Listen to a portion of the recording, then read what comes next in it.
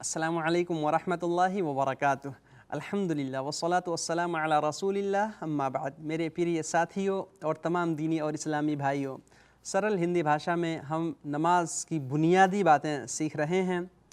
नमाज की बहुत सारी बातें हमने की। आज के इस पाठ में हम सलातुल जुमा अर्थात जुमा की नमाज के बारे में कुछ बातें करेंगे। मेरे भाइयों, जुमा का दिन ये सारे दिनों का सरदार है। हफ्ते में जो 7 दिन होते हैं, उन 7 दिनों में सबसे अफजल, सबसे उत्तम और सबसे बेहतरीन दिन जुमा का दिन है। अल्लाह ताला ने इसकी बड़ी खुसूसियत और फजीलत दी है, और खुसूसन रसूल अकरम सल्लल्लाहु अलैहि वसल्लम के अनुयायी, आप सल्लल्लाहु अलैहि वसल्लम के समुदाय, आप सल्लल्लाहु अलैहि वसल्लम की उम्मतियों को अल्लाह ताला ने ये विशेषता, ये खुसूसियत दी है। अल्लाह के रसूल सल्लल्लाहु अलैहि वसल्लम ने बयान फरमाया कि अल्लाह ताला ने यहूदियों को शनिचर का दिन और क्रिश्चियन को इतवार का दिन दिया, और जुमा का दिन हमारे लिए ख़ास रखा और हमें जो है इसको अता फरमाया, जैसा कि हदीस का मफ़हूम है। इसी वजह से जुमा के दिन हमें खुसूसी तौर पे नहा धो करके अच्छे कपड़े पहनना चाहिए और इसके लिए तैयारी करनी चाहिए। अल्लाह के रसूल सल्लल्लाहु अलैहि वसल्लम बयान फरमाते हैं, खैरु यौमिन तलअत अलैहि शम्सु यौमुल जुमा। सबसे बेहतरीन दिन, सबसे उत्तम और अफजल दिन जिसमें सूरज तुलू होता है, वो जुमा का दिन है। यानी सारे दिनों में सबसे अफजल दिन, सबसे बेहतरीन, महान और श्रेष्ठ दिन जुमा का दिन है। इसी दिन अल्लाह ताला ने आदम अलैहिस्सलाम को पैदा किया, और इसी दिन अल्लाह ताला ने उनको जन्नत से निकाला और दुनिया में आ गए। जन्नत में दाखिल हुए भी जुमा ही के दिन, और जन्नत से अल्लाह ताला ने उनको निकाला जुमा ही के दिन, यानी स्वर्ग से उनको बाहर निकाला। और जो प्रलय होगा, क़यामत आएगी, वो दिन भी जुमा ही का दिन होगा, जैसा कि सही मुस्लिम के हदीस में है। तो इसी वजह से हम जुमा के दिन खुसूसी तौर पे तैयारी करें। अल्लाह ताला ने कुरान में फरमाया, या अय्युहल्लज़ीना आमनू इज़ा नूदिया लिस्सलाति मिन यौमिल जुमअति फस्अऊ इला ज़िक्रिल्लाहि वज़रुल बैअ ज़ालिकुम खैरुल लकुम इन कुंतुम तअलमून। अर्थात ऐ लोगों, जब जुमा के लिए आवाज़ दी जाए, जब जुमा की अज़ान हो, जुमा के लिए तुम्हें पुकारा जाए, फस्अऊ इला ज़िक्रिल्लाह, अल्लाह के ज़िक्र के लिए दौड़ पड़ो, जुमा की नमाज़ पढ़ने के लिए जाओ। इस आयत से पता ये भी चलता है कि अल्लाह ताला ने जुमा के दिन जुमा की नमाज़ को अनिवार्य किया है। खरीदो फरोख्त को छोड़ दो, खरीदने बेचने की चीज़ों को, लेन देन को छोड़ के अल्लाह के दरबार में जाओ, जुमा की नमाज़ पढ़ो, और जब नमाज़ पढ़ लो फिर जो है ख़रीदो फरोख्त करो, अल्लाह के फ़ज़ल रिज़्क़ की तलाश करो, रोज़ी रोटी में लग जाओ, लेकिन पहले नमाज़ पढ़ो। रोज़ी रोटी में लग के, कमाने खाने में लग करके नमाज को मत छोड़ो। जुमा के दिन 2 रकात पढ़ते हैं, 2 रकात फ़र्ज़ पढ़ते हैं, और ये ज़ोहर का बदल है। जो लोग जुमा की नमाज़ पढ़ लें उनके ऊपर ज़ोहर की नमाज़ नहीं है, और जो लोग जुमा की नमाज़ नहीं पढ़ सके जमात के साथ, फिर वो ज़ोहर की नमाज़ पढ़ेंगे। मेरे भाइयों, इसके कुछ आदाब हैं। जैसे कि मैंने बताया, जुमा का दिन सबसे उत्तम दिन है, तो हम जुमा के दिन जो है नहाएं धोएं, साफ़ सुथरे, जो हमारे कपड़ों में सबसे बेहतरीन कपड़ा हो उस कपड़ा को पहनें, क्योंकि ये जुमा का दिन एक तरह से ईद का दिन है। मुसलमानों के लिए ये ईद का दिन है।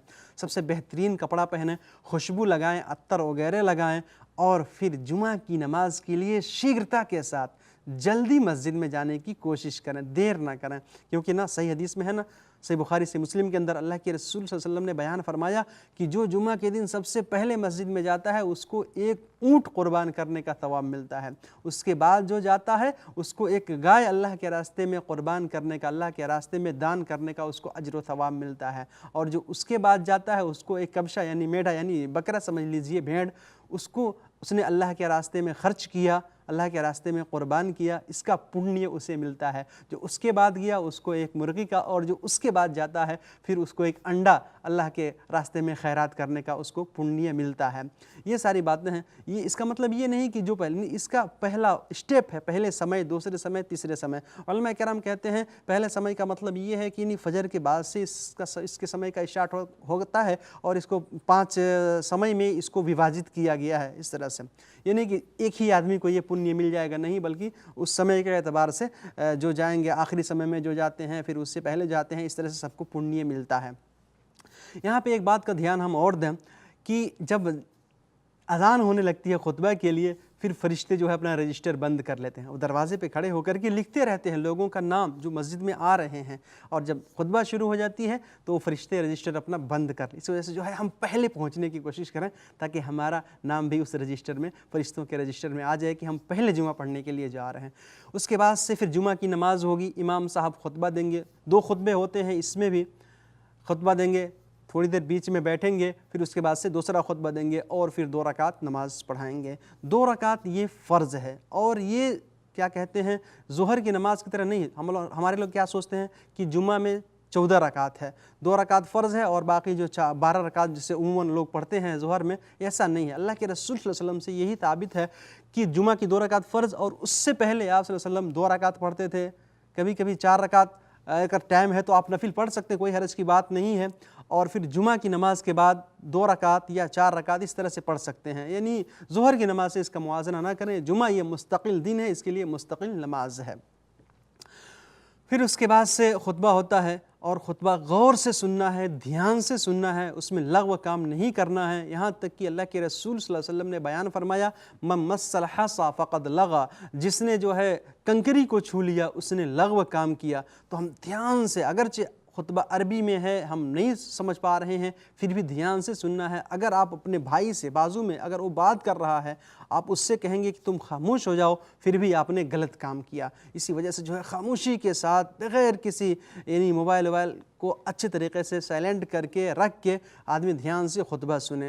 خطبہ ختم ہونے کے بعد پھر جو ہے نماز پڑھی جائے گی جمعہ کی۔ یہاں پہ ایک بات اور بتا دوں میں کہ اگر خطبہ شروع ہو گیا جمعہ کے دن کا، اگر کوئی آدمی پیچھے سے آیا تو کم سے کم 2 رکعت نماز پڑھ لے، کیونکہ اللہ کے رسول صلی اللہ علیہ وسلم ایک بار جمعہ کا خطبہ دے رہے تھے، ایک صحابی آئے، وہ بیٹھ گئے، آپ صلی اللہ علیہ وسلم نے پوچھا کہ آپ تو نے پڑھی؟ کہا نہیں، کہا کہ کھڑے ہو جاؤ، 2 رکعت نماز پڑھ لو، 2 رکعت نماز پڑھ لو۔ اسی وجہ سے جو ہے 2 رکعت ضرور پڑھنا چاہیے اگر خطبہ شروع ہو گیا ہے۔ پھر جمعہ کی نماز ہوگی، جمعہ کی نماز پڑھنے کے بعد 2 رکعت ہوتی ہیں، اور یہ جہری ہوتی ہے، یعنی اچ سور میں اس کو پڑھا جاتا ہے الحمدللہ۔ پھر اس کے بعد جو ہے میں یہ بتا دوں میرے بھائیو، جمعہ کی نماز ختم ہو گئی، یعنی جمعہ کن کے اوپر ضروری نہیں ہے، تو جو عورتیں ہیں، جو یاتری ہیں یعنی مسافر ہیں، ان کے لیے جمعہ کی نماز آوشک نہیں ہے، ضروری نہیں ہے، لیکن اگر وہ جمعہ کی نماز پڑھ لے رہے ہیں تو ان کے لیے کافی ہو جائے گا، ان کو ظہر کی نماز نہیں پڑھنی پڑے گی۔ اور ساتھ ہی میں جن لوگوں کے اوپر فرض ہے، ضروری ہے، وہی لوگ انہی کے اوپر جمعہ کی نماز، یعنی مسلمان ہوں، عقل مند ہوں، ویسک ہوں، بدھیمان ہوں،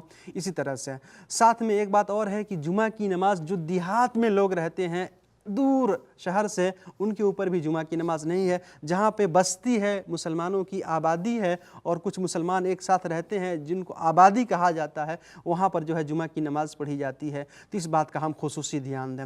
ساتھ ہی کچھ بھائی ایسے ہوتے ہیں جو نوکری کرتے ہیں یا جو کام میں ویست رہتے ہیں، وہ جمعہ کی نماز چھوڑ دیتے ہیں۔ ایسا نہیں کرنا چاہیے میرے بھائیوں، بلکہ کام کر رہے ہیں تو بھرپور کوشش کریں، کام کو چھوڑ کر کے جمعہ کے لیے وقت نکالیں۔ جو بیمار لوگ ہیں ان کو بھی ضروری ہے، جو کھیتوں میں کام کرتے ہیں ان سب کے لیے ضروری ہے کہ وہ جمعہ کے لیے وقت نکالیں، سمے نکالیں، اور اچھے طریقے سے جمعہ کے دن اللہ تعالیٰ نے اس دن کی اتنی خصوصیت دی ہے تو ضرور نماز پڑھنے کی کوشش کریں۔ اور ساتھ ہی میں ایک بات کا اور دھیان دیں، جمعہ کے دن اللہ کے رسول صلی اللہ علیہ وسلم کے اوپر خوب زیادہ سے زیادہ درود شریف پڑھنے کی کوشش کریں۔ اللہ کے رسول صلی اللہ علیہ وسلم نے بیان فرمایا کہ فَأَكْثِرُوا عَلَيَّ مِنَ الصَّلَاةِ فِي، جمعہ کے دن تم لوگ میرے اوپر خوب درود پڑھو، کیونکہ جب درود پڑھتے ہو، میرے اوپر صلاۃ و سلام پڑھتے ہو، تو اللہ تعالیٰ میرے روح کو لوٹا دیتا ہے، پھر میں اس کے سلام کا جواب دیتا ہوں۔ اس کا ارتھ یہ نہیں ہے کہ اللہ کے رسول صلی اللہ علیہ وسلم کی دنیاوی زندگی ہو جاتی، بلکہ یہ برزخی زندگی کا معاملہ ہے، اس جیون کا معاملہ ہے، وہ برزخی جیون کے ساتھ خاص ہے الحمدللہ۔ اسی وجہ سے جو ہے ہم خوب زیادہ درود شریف پڑھیں، لیکن ہمارے یہاں کچھ بھائی بس جمعہ کی نماز ختم ہوتی ہے اور جماعت بنا کر کے، سموہ بنا کر کے کھڑے ہو کے عجیب طرح کی جو ہے وہ نعت وغیرہ دوسری چیزیں پڑھتے ہیں۔ میرے بھائیوں نہیں، اصل صلاۃ و سلام وہی ہے جو نبی صلی اللہ علیہ وسلم نے ہم کو سکھایا ہے، جو صحابہ کرام پڑھتے تھے اس کو پڑھنے کی کوشش کریں، اس طریقہ پہ پڑھیں گے تب ہم کو یہ پنیہ، یہ اجر ہم کو ملے گا۔ باقی جو ہے دوسرے طریقے پہ اگر پڑھیں گے تو جو پنیہ، جو اجر اللہ کے رسول صلی اللہ علیہ وسلم نے ہمیں بیان فرمایا کہ جو شخص ایک بار درود شریف پڑھتا ہے، اللہ کے رسول صلی اللہ علیہ وسلم نے کیا بیان فرمایا، من صلی علیہ صلاۃ صلی اللہ علیہ بہا عشرہ، جو شخص ایک بار درود شریف پڑھتا ہے اللہ تعالیٰ اس کے اوپر 10 رحمتیں نازل فرماتا ہے، اس کے 10 گناہوں کو مٹا دیتا ہے، تو ہم کو یہ اجر اس وقت ملے گا۔ ساتھ ہی میں میرے بھائیوں سورہ کہف وغیرہ کی بھی تلاوت کریں، اور جمعہ کے دن ایک ساعت ایسی ہے کہ اس میں دعا کریں گے تو اللہ تعالیٰ ضرور قبول کرے گا، تو دعا کا بھی خصوصی اہتمام کریں۔ اللہ تعالیٰ ہم سب کو کہنے سننے سے زیادہ عمل کرنے کی توفیق عطا فرمائے، آمین۔ والسلام علیکم ورحمۃ اللہ وبرکاتہ۔